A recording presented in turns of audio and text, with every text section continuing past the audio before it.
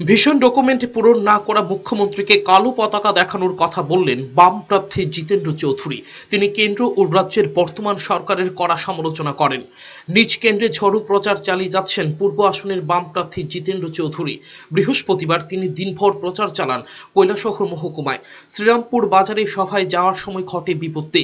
অভিযোগ, স্থানীয় পাকা সেতুর উপরে শাসক দলের কর্মীরা কালো পতাকা দেখায়। অভিযোগ, যারা কালো পতাকা নিয়ে দাঁড়িয়েছিল তারা সবাই দুস্থ। তাদের জোর করে এনে দাঁড় করায় শাসক দল। যদিও পুলিশ তাদেরকে সঙ্গে সঙ্গে সরিয়ে দেয়। যথারীতি নির্দিষ্ট জায়গায় সভা করেন জিতেন্দ্র চৌধুরী। ভাষণ রাখতে গিয়ে বাম প্রার্থী বলেন, শাসক দল ভীষণ ডকুমেন্টের নামে বিরোধীদের দলীয় অফিস ভেঙেছে, মানুষের প্রতিবাদের ভাষা স্তব্ধ করার চেষ্টা করেছে। তিনি অভিযোগ করেন, ভীষণ ডকুমেন্টের প্রতিশ্রুতি পূরণ করেনি সরকার, তাই মুখ্যমন্ত্রীকে কালো পতাকা দেখানোর কথা বললেন জিতেন বাবু।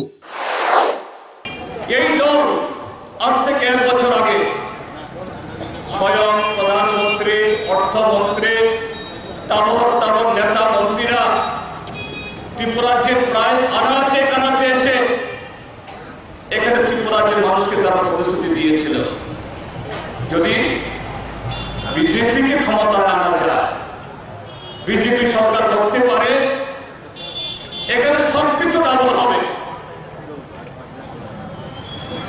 শ্রমিকদের মজুরি ডাবল হবে, শ্রমদিবস ডাবল হবে, ভাতা 3 ডাবল হবে, চাকরি ডাবল ট্রিপল সবকিছু হবে। এই রাজ্যটাকে হীরায় মুড়িয়ে দেওয়া হবে।